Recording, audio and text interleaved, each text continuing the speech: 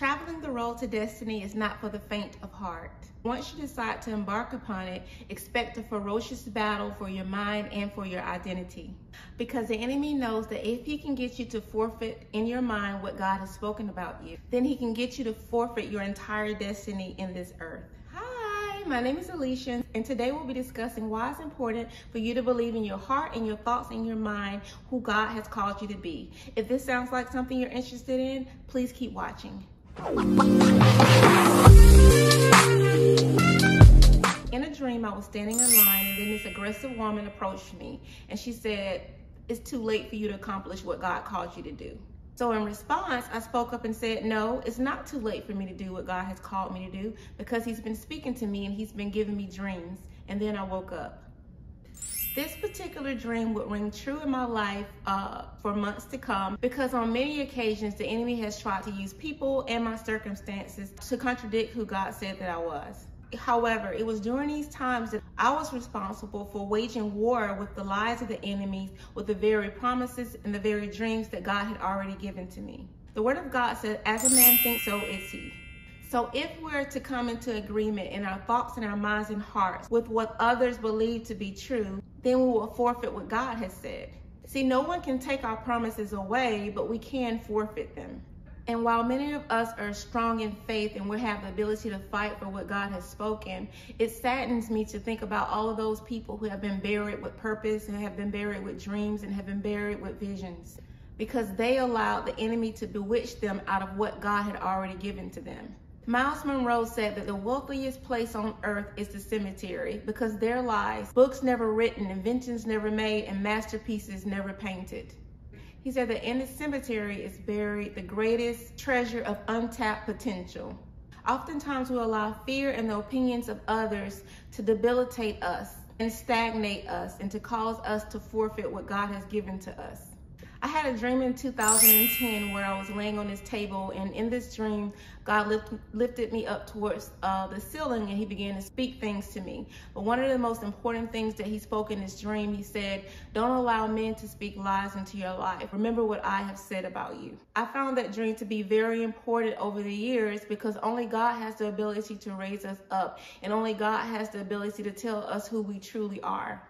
As human beings, we have the ability to see in part, but only God is omniscient, and only he knows everything about us and everything that he placed on the inside of us. Only God knows what we're truly capable of.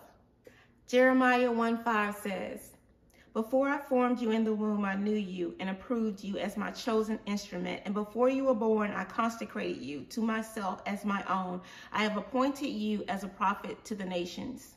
So here God tells Jeremiah that I knew you, I appointed you, I approved you, I chose you, I formed you, I set you apart. And even though Jeremiah responded to God and told him that he wasn't capable of doing this, it didn't matter, because God already knew what he had placed in Jeremiah before the foundations of this earth.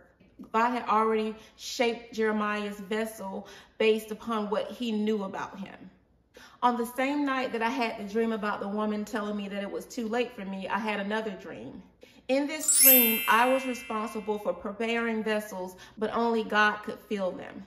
See, we aren't responsible for equipping ourselves and filling ourselves. We're only responsible for being prepared to hear and to believe and to trust what God has spoken about us. Because after Jeremiah attempts to explain to the God of the universe why he wasn't capable of doing the things that he was called to do, God said, "Yes, you will do these things. You will do exactly what you were approved, formed, chosen, set apart, and appointed to do." Because God knew Jeremiah.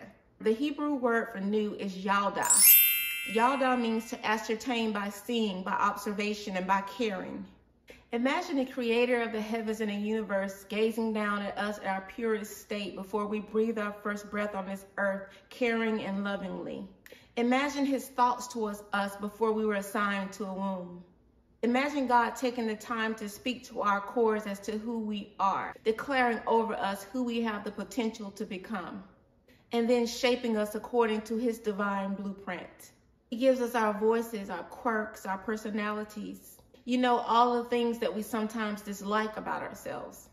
And after filling our wombs with our destiny, the Creator fills our mother's womb with us. We're pregnant with purpose before conception. Our mothers give birth to our physical bodies so that we can give birth to our spiritual assignments. We then enter into a condescending world filled with cynicism. All the while, we're filled with words of grandeur and purpose. We enter into this limited world by the way of a limitless God. So no wonder we forgot about what God spoke about us. So no wonder we doubt what he said is true. No wonder so many people fail to reach their fullest potential. And no wonder so many of us are experiencing identity crises. We don't know who we are because sometimes we refuse to believe what he has said. But I challenge you today to believe everything that God spoke about you, everything God has said. I challenge you to embrace the fullness of your destiny, whether you feel worthy or not. Get to a place that you believe everything that God spoke about you, no matter if anyone else believes or not, because honestly, they are not mandated. They're not responsible for believing you because they did not receive the promise and they did not give the promise. With every other person in this world on one side of the room and you and God on the other, you're still in the majority. You are still major in the midst of the minor opinions of others. But it's up to us to believe God and not fall for the lies of the enemy. We can't always go by our feelings because there's something greater at stake than our emotions and our feelings. And God will allow your feelings to be hurt so that you won't be led by them. It's not about you. It's about why you were birthed in this limited world with a limitless word on the inside of you. Ecclesiastes 3:11b says, he has also planted eternity, a sense of divine purpose in the human heart, a mysterious longing which nothing under the sun can satisfy except God. Yet man cannot find out or comprehend, grasp what God has done, his overall plan from beginning to end. The fertile ground of your heart has been planted with good seed. This seed of eternity has the potential to birth forth fruit of greatness. This eternal word needs for you to become. Is eternity crying out of your heart, but you silence it? Is your limitless word of creativity attempting to make a cameo in this modern day society and you suppress it? What has God told you to do? What has he spoken to you about completing? Do you feel as though it's too big or too much for you to accomplish? Because if God told you to do it, then it will be. Your dream has to be unattainable by your human strength alone if God has called you to do it. Because if you could accomplish it in your own strength, then you would not have to rely on God's. In the book of Judges, we find Gideon hiding in a wine press complaining about the Midianites. He's upset and wondering why God has not yet delivered them. Then after he complained, God spoke. Judges 6:14 through 16 says, the eternal God turned to Gideon and addressed him. Go out with your strength and rescue Israel from the oppression of Midian. Do you understand that I am the one that's sending you?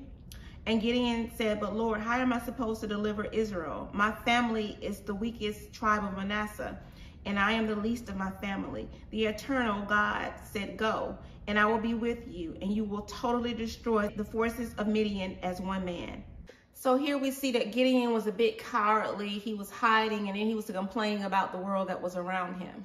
And then he questions the God of eternity, asking him what he's going to do about it. And then the God of eternity turned around and asked him, no, what are you going to do about it? Gideon was put off with the assignment because he viewed himself as nothing. But even so, eternity was still crying out of his heart. The injustices that he saw around him caused him to bubble over with distress, because he was called to remedy it. What are you passionate about? What problems do you see in this world when you look around that you want to solve? Who do you want to help? What injustices angers you? Figure that out and then go do something about it. The passion to see his people delivered was crying out of Gideon's heart because God placed it there. And while he felt insignificant and while he felt inadequate, God already knew what he had placed inside of him before the foundations of this earth. What's interesting is that Gideon was so shocked that God spoke to him and told him to accomplish these things that he asked for a sign to make sure that he wasn't just hearing things. But if we think about it, it's rather arrogant, and sometimes we can operate in a sense of false humility that causes us to challenge what God has already spoken as though he never created us in the first place. Romans 9:20 says, you are only human, and human beings have no right to question God. Who are you? A mere human being to talk back to God. An object or a thing molded should not ask the person who made it, the molder, why did you make me like this? God created you to do something specific in this earth that only you can handle because you were shaped and equipped and filled to handle it. And if we choose his path, we must realize that we have no say in who he has created us to be. It is God who creates the vessels. He designs and fills them in the way that he chooses. He molds and shapes us according to his vision. And so what he calls us, we must accept. In research, I found that Gideon's name means great warrior. So while I read of a Gideon that was hiding in a wine press and I called him a coward, when God looked down at him and looked at his core and saw what he placed on the inside of him, he saw a great and mighty warrior who would go on to accomplish just every single thing that he ordained for him to accomplish. Refuse to get lost on the path of discovering who you are because of where you've been and what you've gone through. All you have to do is allow God to uncover who you are and who you were before you ever breathe your first breath in this earth. Father God, thank you for your love and your loving thoughts towards us. Thank you for awakening us to who we were before the foundations of this earth. Thank you for equipping us with everything that we need to make our mark in this earth for your glory. Shield us and protect us from the things that will come up against our destiny. Please give us your perspective about just who we are in this earth. Let us have dreams about who you say that we are, rooted in our hearts, grounded in our hearts. Awaken us to what you have spoke about us in eternity. And it's in Jesus' name that I pray. Amen. Have a great rest of your day. I pray that this video has helped you in some type of way. Thank you so much for watching. Bye.